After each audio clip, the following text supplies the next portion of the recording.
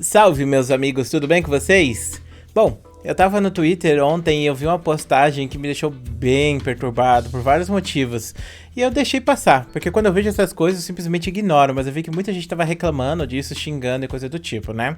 Aí hoje um amigo, ele veio comentar essa postagem lá no WhatsApp, e eu achei a discussão que a gente tava desenvolvendo lá muito interessante. Então, eu resolvi trazer essa discussão aqui pro professor Dark pra gente estar comentando esse assunto, pra gente estar discutindo isso aí, beleza? Então, a postagem que eu vi no Twitter foi essa daqui. Eu não sei quem é essa pessoa, mas eu imagino que ela seja uma professora de alguma coisa. E ela tem verificado no Twitter, inclusive, hein? E ela tá falando basicamente que a monogamia mata. Essa é a versão mais plausível contada sobre a tragédia e morte do MC Kevin. É um absurdo que a nossa sociedade, né? A vida da pessoa, que na nossa sociedade a vida da pessoa vale menos do que a moral fidelidade monogâmica. Triste demais isso. E aí ela cita, né, o depoimento, né, que a revista Fórum ali colocou, da Bianca Domingues, né, que era uma modelo que tava lá no quarto com o MC Kevin, e supostamente a mulher do MC Kevin teria entrado no lugar pra ver o que tava rolando, e ia pegar ele no fraga, traindo ela, e aí ele tentou fugir pela janela, e nisso ele acabou caindo da sacada e morreu, faleceu. Então foi por causa disso que aconteceu as coisas, pelo menos até agora é o que foi dito.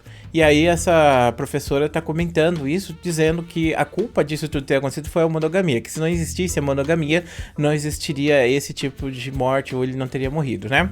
E cara, falando pra vocês assim, tipo, eu acho muito zoado quando uma pessoa faz esse tipo de comentário, porque eu acho que, tipo, a pessoa tá politizando uma morte, e além de politizar uma morte, ela tá distorcendo pra passar uma narrativa. Então, tipo, eu não acho que a monogamia tenha sido culpada. Eu acho que foi uma sucessão de coisas que aconteceram, né?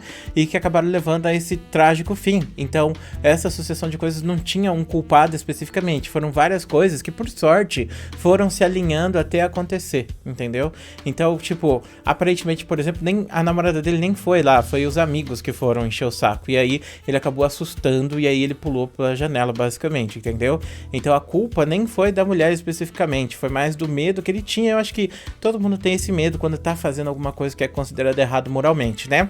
E aí eu resolvi abrir esse vídeo aqui para discussão sobre a própria monogamia. A monogamia, ela é uma coisa inata ou ela é uma coisa social? E a poligamia é uma coisa inata ou ela é social também? Porque se você for analisar outros animais, você vê que não existe monogamia. Aliás, existe em alguns casos, mas de qualquer maneira depende muito da espécie, entendeu? E no caso da espécie humana, qual seria o certo, então? Qual seria o que veio de fábrica, assim, podemos dizer, né? Então, vamos ter que entender primeiro como funciona a reprodução dos animais. Imagina que você tem um café com leite, certo? Você pega o leite, você joga o café, você mistura, você constrói outra coisa. E fica melhor do que se você tomar só leite, ou fica melhor do que você só tomar café, dependendo do seu gosto. Mas, na maior parte das pessoas, eu imagino que elas preferem tomar café com leite, visto que é o que é mais popular entre as pessoas, né? Então, o que acontece aqui é a mesma coisa. A questão da reprodução, ela junta dois justamente para isso, para ter maior diversidade. E com essa maior diversidade, os erros que estão numa pessoa ou na outra serem ignorados ou esquecidos ou jogados para debaixo do tapete. Então, assim, você começa a ter um desenvolvimento naquela espécie, você começa a ter um desenvolvimento naquela vida. Então, é por isso que a gente tem essa reprodução. Em alguns casos, se você ficar com vários parceiros, então você aumenta muito a sua pool genética. Inclusive tem alguns animais que funcionam dessa forma. Tipo, eles têm vários parceiros e cada parceiro deixa um pouco do seu DNA. E quando eles têm uma ninhada, eles têm uma ninhada diversa, com vários pais, digamos assim. Uma mãe, ela dá à luz a vários filhos de vários pais diferentes. Tem alguns animais que funcionam dessa maneira. E em outros casos, como no caso das araras, não, você tem uma situação monogâmica, onde as araras elas ficam juntas para a vida toda, né? E no caso do ser humano, muita gente discute que o ser humano ele seria desse jeito, né? Ele seria poligâmico, ou seja, para ter vários parceiros, para desenvolver melhor sua cria e tal, e ter as melhores crias possíveis sempre. Só que tem um ponto que muitas pessoas que trazem esse argumento genético, elas esquecem. Inclusive, teve um vídeo do Átila, o Átila Marinho, eu gosto de chamar ele assim, porque eu sempre vi o nome dele dessa forma. Eu escrevi um textão lá, eu acho que foi um texto de 10 páginas, falando sobre essa questão social da poligamia ou da monogamia, né? Falando que a monogamia foi criada socialmente e que ela impacta os seres humanos dessa maneira por causa de religião ou coisa do tipo, e quando a poligamia seria o correto.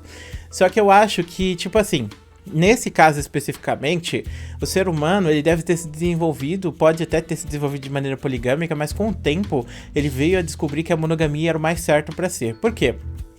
Porque no começo, o ser humano, ele não tinha casa direito, ele não tinha grandes sociedades, ele tinha que... Era uma civilização de coletores, né? Era uma raça coletora, a gente tinha que ficar pegando coisas para comer e tinha que sofrer bastante.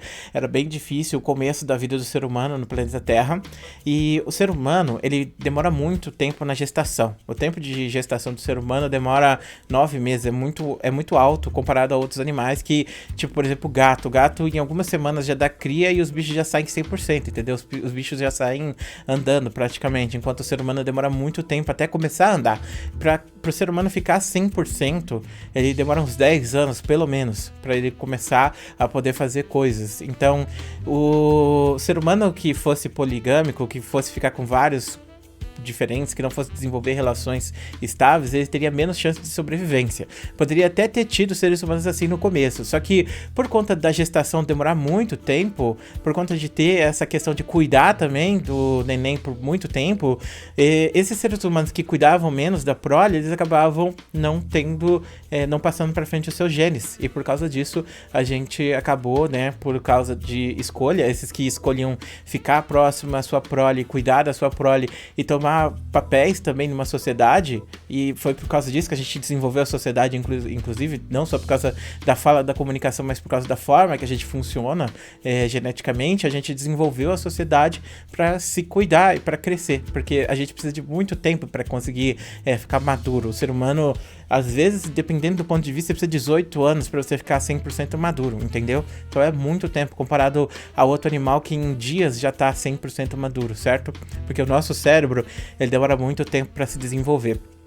E também a gestação, ela acaba soltando um animal, né, no caso o bebê, que é extremamente necessitado de cuidados da mãe e do pai também. Então por isso que a gente também desenvolveu esses papéis sociais, onde a mãe cuida, o pai ele busca as coisas, ajuda com a casa, coisas do tipo. E é interessante pensar nisso especificamente, que aqui é onde a gente tem os arquétipos também, tá? Os arquétipos do Jung, eles surgem justamente nesses momentos, nesses papéis que são colocados, né? E eu até discuti já sobre o arquétipo da mãe, por exemplo.